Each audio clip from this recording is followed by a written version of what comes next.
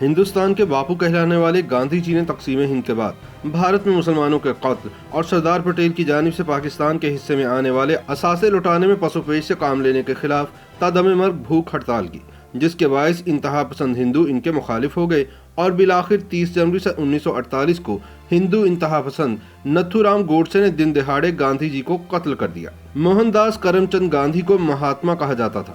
وہ ایک زیرک سیاستدان تھے جنہوں نے برطانوی تسلط سے ہندوستان کی آزادی کے لیے جدوجہد کی اور غریب ہندوستانیوں کے حقوق کے لیے آواز بلند کی۔ گاندھی جی کے عدم تشدد کا سبق آج بھی پوری دنیا میں احترام کے ساتھ یاد کیا جاتا ہے۔ اصول پسند گاندھی جی نے مسلمانوں اور پاکستان کے حصے میں آنے والے اثاثوں سے متعلق بھرپور آواز اٹھائی، یہاں تک کہ مرن برت یعنی تا دم مرگ بھوک ہڑتال بھی کی۔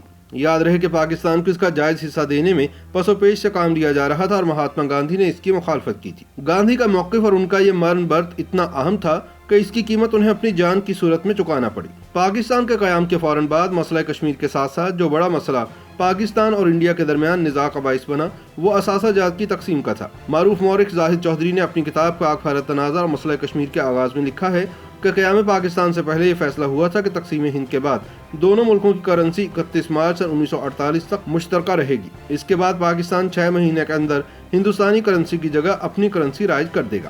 گویا 30 ستمبر 1948 تک پاکستان میں ہندوستانی کرنسی چلتی رہے گی۔ جب یہ فیصلہ ہوا تھا تو اس وقت حکومت ہند کے پاس تقریباً 4 ارب روپے کی رقم موجود تھی۔ زاہد مزید لکھتے ہیں کہ پاکستان کے نمائندوں کا مطالبہ یہ تھا کہ انہیں ان کے ملک کی آبادی، رقبے اور دوسرے ذرائع کا لحاظ کرتے ہوئے اس رقم کا 25% حصہ دیا جائے، لیکن بھارتی رہنما سردار پٹیل نے یہ مطالبہ تسلیم کرنے سے قطعی انکار کر دیا اور صرف 20 کروڑ روپے کی فوری ادائیگی پر آمادگی ظاہر کی۔ حکومت پاکستان نے مطلوبہ رقم کی ادائیگی کا تنازع ثالثی ٹرائبیونل کے سپرد کرنے کا فیصلہ کیا۔ 9 دسمبر 1947 کو اس مسئلے کو حل کرنے کے لیے دہلی میں ایک اعلیٰ سطحی کانفرنس منعقد ہوئی، جس میں پاکستانی وفد کی قیادت وزیر خزانہ غلام محمد اور انڈین وفد کی قیادت وزیر داخلہ سردار پٹیل نے کی۔ کانفرنس کے اختتام پر فیصلہ ہوا کہ قیام پاکستان کے وقت ہندوستان کے پاس جو 4 ارب روپے تھے ان میں سے پاکستان کو 17.3% حصہ یعنی 75 کروڑ روپے ملیں گے۔ ان 75 کروڑ روپے میں سے 20 کروڑ روپے پاکستان کو پہلے ہی دیے جا چکے تھے۔ اب یہ طے ہوا کہ پاکستان کو بقیہ 55 کروڑ روپے کی رقم فوری طور پر ادا کر دی جائے گی، کیونکہ پاکستان میں سرکاری اخراجات کے لیے کوئی پیسہ نہیں تھا۔ معاہدے میں یہ بھی طے ہوا کہ دونوں نوآزاد ممالک اپنے اپنے علاقوں میں پینشنز کی ادائیگیاں جاری رکھیں۔ معاہدے کی روح سے فوجی سٹورز میں پاکستان کا حصہ انڈیا کے موجودہ سٹاک کا 1/3 ہوگا۔ آرڈیننس فیکٹریوں کی مادی تقسیم نہیں ہوگی۔ پاکستان میں آرڈیننس فیکٹریوں کے قیام کے لیے انڈیا اسے 6 کروڑ روپے دے گا۔ یہ بھی طے پایا کہ پاکستان کو سیکیورٹی پرنٹنگ پریس قائم کرنے میں بھی انڈیا مدد کرے گا۔ اعلان کے آخر میں کہا گیا کہ انڈیا اور پاکستان موجودہ سمجھوتے پر بجا طور پر فخر کر سکتے ہیں، لیکن معاہدے پر دستخط کے باوجود کئی روز تک کوئی ادائیگی نہ ہوئی۔ معروف لکھاری احمد سلیم نے پاکستان کی سیاسی تاریخ جلد اول میں لکھا ہے کہ دونوں ممالک میں معاہدہ ہونے کے بعد ہندوستانی اخبارات میں یہ پروپیگنڈا شروع ہوا کہ اگر پاکستان کو رقم ادا کر دی گئی تو پاکستان اس سے گولہ بارود خریدے گا اور کشمیر کے محاذ پر بھارت کے شہریوں اور فوجیوں کے خلاف استعمال کرے گا، لہٰذا بھارتی حکومت کو اس رقم کی ادائیگی کی حماقت نہیں کرنی چاہیے۔ زاہد چودھری کے بقول سردار پٹیل نے، جو پہلے ہی پاکستان کے وجود کے مخالف تھے، یہ معاملہ لوک سبھا میں اٹھا دیا۔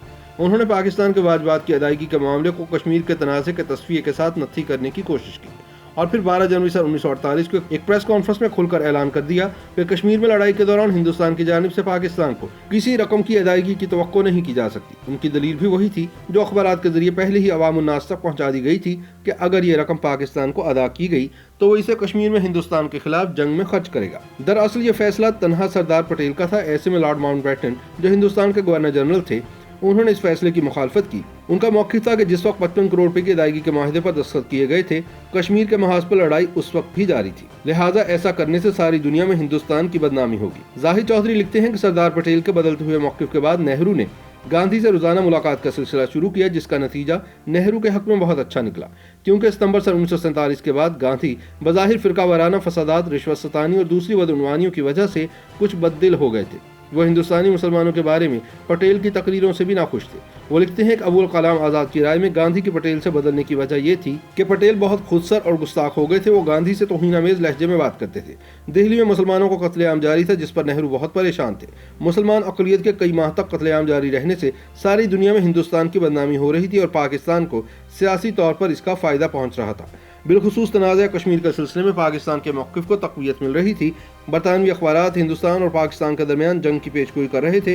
خود پاکستان میں بھی یہ خطرہ محسوس کیا جا رہا تھا کہ ہندوستان مستقل ایسے اقدامات کر رہا ہے جن کی وجہ سے پاکستان ہندوستان کے سامنے گھٹنے ٹیکنے پر مجبور ہو سکتا ہے۔ 12 جنوری سن 1948 کو نہرو حسب معمول شام کے وقت گاندھی سے ملنے گئے۔ ان کی واپسی کے تھوڑی دیر بعد ہی گاندھی نے اعلان کر دیا کہ چونکہ دہلی میں مسلمانوں کا قتل عام جاری ہے اور سردار پٹیل وزیر داخلہ کی حیثیت سے امن و امان بحال کرانے میں ناکام رہے ہیں، اس لیے میں کل یعنی 13 جنوری سے برت رکھوں گا جو اس وقت تک جاری رہے گا جب تک صورتحال ٹھیک نہیں ہو جاتی۔ اس موقع پر پاکستان کو واجبات کی ادائیگی کا مسئلہ بھی زیر بحث ہے۔ گاندھی یہ واجبات ادا کرنے کے حق میں تھے اور نہرو اور آزاد کی بھی یہی رائے تھی، لیکن پٹیل اس سے الٹ سوچتے تھے۔ اگلے دن بھارتی کابینہ کے اجلاس میں پاکستان کے واجبات ادا کرنے کا فیصلہ کیا گیا تو نہرو اور پٹیل کے درمیان جھڑپ ہوئی۔ یہ صورتحال پٹیل کے لیے ناقابل برداشت تھی۔ 15 جنوری کو انہوں نے مہاتما گاندھی کے نام ایک چٹھی لکھی جس میں وزارت داخلہ کے عہدے سے استعفیٰ پیش کیا گیا۔ تاہم اسی روز کابینہ کے فیصلے کے مطابق پاکستان کو 50 کروڑ روپے کی ادائیگی کر دی گئی۔ 5 کروڑ روپے ہندوستان کے بعض متوقع واجبات کی پیشگی ادائیگی کے طور پر روک لیے گئے۔ 18 جنوری کو گاندھی نے اپنا برت ختم کر دیا کیونکہ ماؤنٹ بیٹن، نہرو اور ابوالکلام آزاد نے انہیں یقین دلایا تھا کہ اب دہلی میں امن و امان ہو گیا ہے اور آئندہ دارالحکومت میں مسلمانوں کا قتل عام نہیں ہوگا۔ مولانا ابوالکلام آزاد نے اپنی کتاب انڈیا ونز فریڈم میں لکھا ہے کہ گاندھی کے برت رکھنے پر صرف پٹیل کو ہی غصہ نہیں آیا بلکہ اور بھی بہت سے قوم پرست ہندو گاندھی کے اس اقدام پر برہم تھے۔ آزاد کے بقول سردار پٹیل بدستور خود سر تھے اور انہوں نے گھٹنے نہیں ٹیکے تھے۔ انہوں نے بمبئی سے واپس آ کر گاندھی سے ملاقات کی تو اس میں کوئی گرم جوشی نہیں تھی۔ مہاسبھا اور راشٹریہ سیوا سنگھ سے تعلق رکھنے والے ہندو کھلم کھلا یہ کہتے تھے کہ گاندھی ہندوؤں کے خلاف مسلمانوں کی امداد کر رہے ہیں۔ اگر گاندھی نے اپنا راستہ نہ بدلا تو اسے غیر مؤثر کرنے کے لیے اقدامات کیے جائیں گے۔ پی ڈی ڈنڈن اور وینڈلائی ویلزوے کی کتاب گاندھی اہنسا کا سپاہی کے مطابق اسی روز دہلی میں برلا ہاؤس میں گاندھی کی پرارتھنا کے دوران ایک بم دھماکہ ہوا۔ خوش قسمتی سے کوئی شخص زخمی تو نہ ہوا لیکن یہ پتہ چلا کہ کوئی منظم گروہ گاندھی کے قتل کے درپے ہے۔ گاندھی نے پولیس سے کہا کہ جو نوجوان بم پھینکنے کا ذمہ دار ہے اسے کوئی تکلیف نہ پہنچائی جائے۔ نوجوان کا نام مدن لال تھا جو شدت پسند ہندوؤں کے گروہ سے تعلق رکھتا تھا۔ ان کا خیال تھا کہ ہندو مذہب کو مسلمانوں اور گاندھی سے خطرہ ہے۔ ایسے میں 30 جنوری سن 1948 کا دن آ گیا۔ گاندھی جی اپنی شام کی پرارتھنا کے لیے اپنے ہی گھر میں بنے ہوئے مندر کی طرف جا رہے تھے کہ ناتھورام گوڈسے نامی شخص نے اپنے پستول سے پے در پے 3 فائر کر کے باپو یعنی گاندھی کو ہلاک کر دیا۔ ناتھورام گوڈسے کو فوری گرفتار کر لیا گیا۔ وہ ایک انتہا پسند صحافی تھا اور گاندھی کے ان اقدامات کو شدید ناپسند کرتا تھا جو وہ مسلمانوں کی حمایت میں کیا کرتے تھے۔ گاندھی کے قتل پر بانی پاکستان قائد اعظم محمد علی جناح رحمۃ اللہ علیہ نے کہا تھا کہ اس عظیم شخص کی موت سے جو جگہ خالی ہوئی ہے اس کا پورا ہونا بہت مشکل ہے۔